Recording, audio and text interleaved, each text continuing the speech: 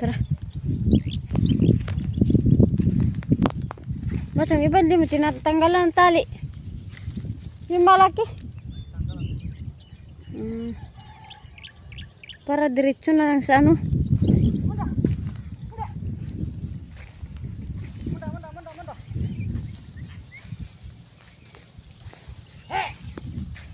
Tatay kala mo nay.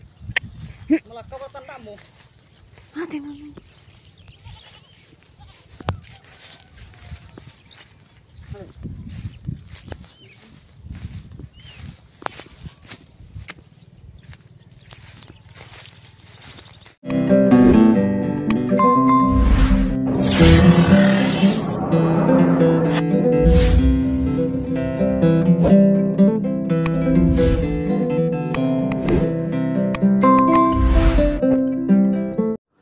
Good morning, hello everyone, welcome to my vlog.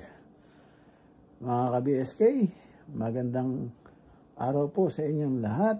Ito po tayo sa Joyet Farms, and another day, another vlog. Yan, at papakain tayo ng ng mga hayop, mga ating alaga, at daily routine. Ayan, papakainin natin sila. At tapos update din po natin yung ating mga nyug, kung ano na yung mga coconut natin, kung malapit ng mamunga.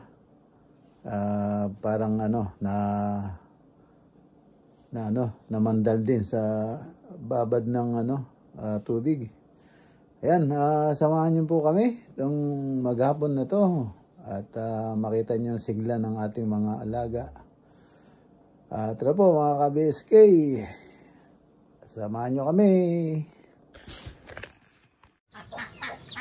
Ayan mga ka-BSK, at pakain tayo ulit ng alaga. Ayan, sa umaga.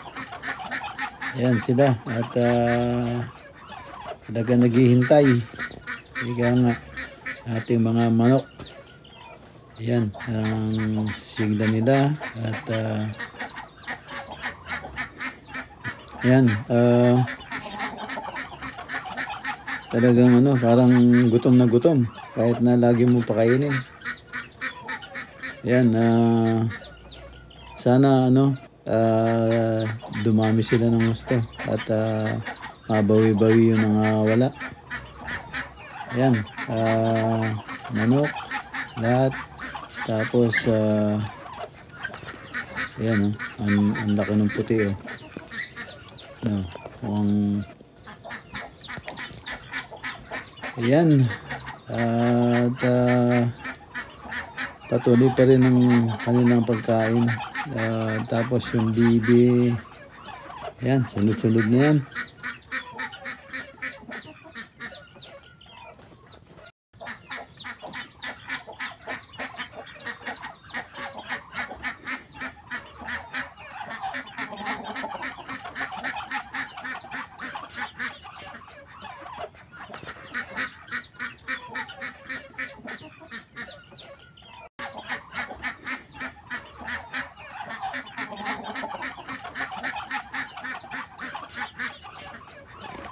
Ayan mga ka-BSK, pasok tayo sa loob ng malaking kulungan. Ayan, napakaingay ng pato, no? Yung yun, para siyang tawag itik. Ayan, maliit na bibi. Itik nga yata yun. Yun, siya ang maingay. Ayan, at yun naman ang pinagiba na. Dati nilang swimming pool yun. Pinagiba natin para maging iklugan. Ayan, sana maiklugan nila dyan para safety sila. Ayan, nagkagulo na sila yung mga bibi. Nagkagulo na sila. At ayan, kahit lagi mo pinapakain parang gutom sila, pero masigla na sila ngayon. At mukhang nabubusog na ng gusto. Ayan mga ka-BSK, ayan po ang ating mga bibi. Ayan Ayan, halo-halo na sila dyan. Yung Peking duck. at saka yung gansa. Yan. Actually, yung gansa natin namatay. Isa lang ang naiwan, yan. Ang nakakapagtaka naman, nangiklog pa. Kaya so yung incubator natin hindi pa fully assemble. So hindi pa natin nagagamit. So walang nag-assemble medyo mahina yung ating caretaker ngayon, baka hindi niya masundan. So yun, bagay yan, magaling naman siya mag-alaga. So masigla yung bibi. Dati hindi mo makitang ganyan yung mga bibi. Parang matamlay sila lagi. Yan. Ngayon okay na. Sana dumami. Ayan yung peking duck ko. Ito naman ang ating Bengala. Ayan. At nangiklog na yan. Ang problema nga yun, walang nagaskas. Hindi naman marunong maglimlim yan. So yung incubator nga natin hindi pa naayos hanggang sa umalis yung ating caretaker na una, hindi yung bago. Yun, hindi naayos yung ating ginagawang incubator. So yan.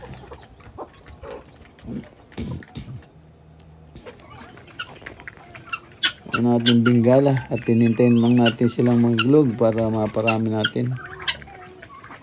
Ayan. Siguro pag nag-iklog na sila yung mga Bengala, mapipilitan tayong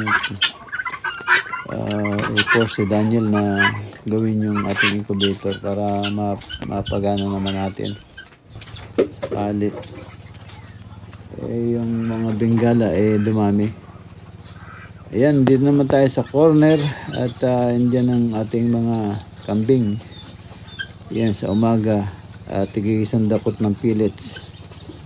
So ayan, para umabot sila hanggang alas 12. Gusto kasi pakawalan sila ng yung mainit na para tuyo na yung damo. So ayan.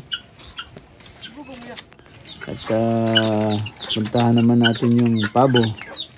After ng kambing, ito naman pabo. Saan yung dalawa? Ha? Saan yung dalawa?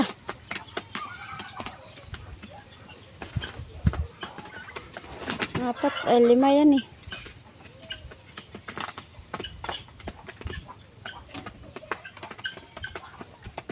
Dito kami pagkain. Araw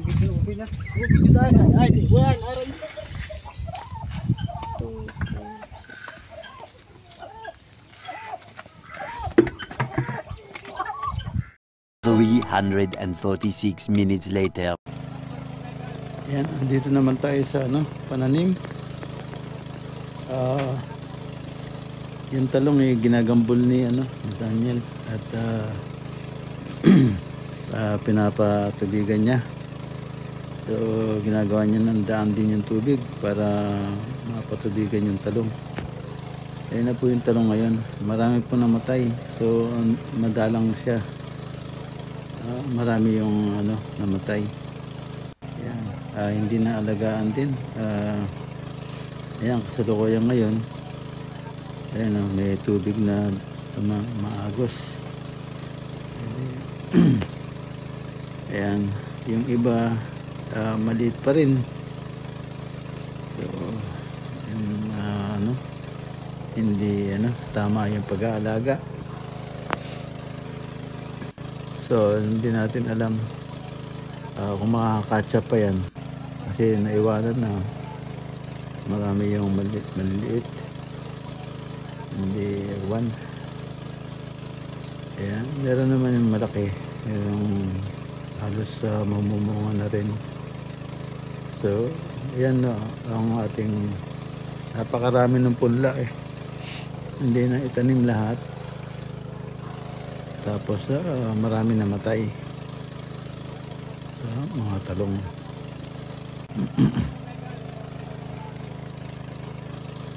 Yan po. Yan dati ang dami ng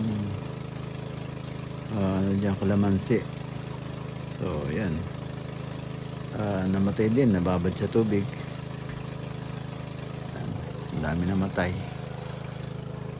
Yan, at yan ang mga talong natin. Gawin naman tayo dito sa bandang mga coconut. A few moments later. Ayan mga ka-BSK, ayan na po yung ating mga nyug. Ayan na. Lumaki na sila ng bagya. Ano pa rin, namandal pa rin sa babad din siguro ng tubig nang lumakas yung ulan. So, pero tumaas na sila. Ayan. Ayan, yung gawi dito, wala. Tinamnan ng okra yan.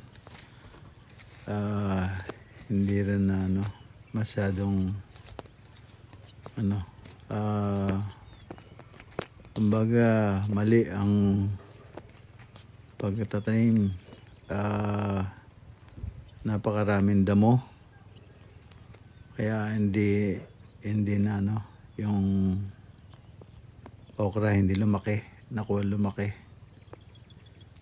So, ayan, maraming hindi tumubo pa. Sobrang dry ng lupa.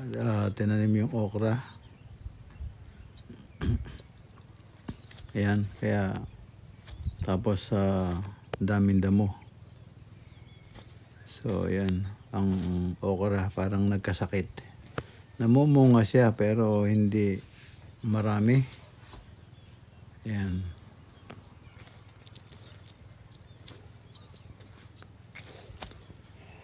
Ayan po ang nangyari sa ating okra. So, kaya hindi na tayo magtatanim dahil hindi marunong yung mga nag-aalaga. At tayo din sumunod. Pakatigas ng ulo. Ayaw sumunod. So, ayan, yung banda rito, yung ating nyug o coconut, medyo malalaki na sila. Ayan. Ayan, yan sa tabi ng ating mga bakod. So, ayan yung ating coconut. Hindi rin makaabante. Hindi ko alam kung sa lupa o sa yung nababad sa tubig nung nag-uulan. Ayan. Merong mataas, merong katulad niyan, maliit. Parang hirap lumaki. Kaya pinapaabunuhan ko rin yan. Hindi ko lang alam kung naabunuhan. Ayan. Tapos nagtanim din tayo ng napier. Ayan yung napier. So, ang pagtanim nila ng napier, basta-basta na lang. Ayan. Ayan. Ayan, napier yan napaipit sa nyug. Pagkain naman ng ating mga kambing.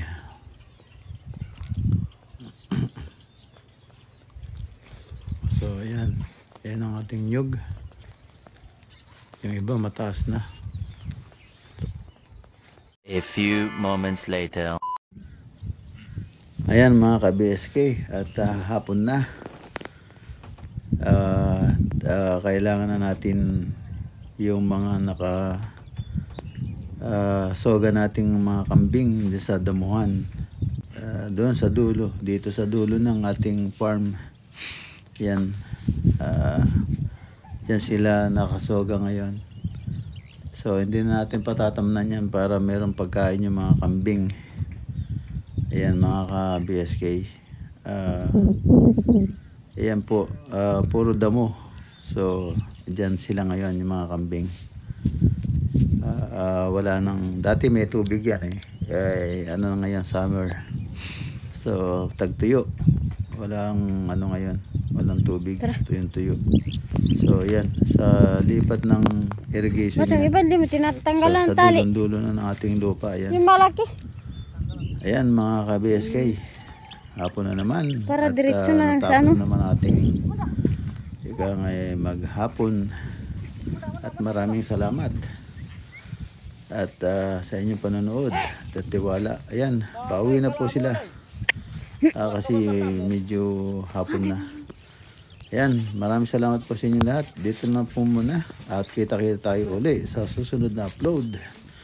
Maraming salamat po sa inyong lahat. At sa inyong panonood. Shoutout sa akin lahat ng subscriber at silent viewer. At shoutout din sa akin lahat ng mga kaibigan. At shoutout sa ating sagip, kaagapay. Yung mga ating mga volunteers. Ayan, maraming salamat. At kita-kita tayo sa sunod na upload. Ayan,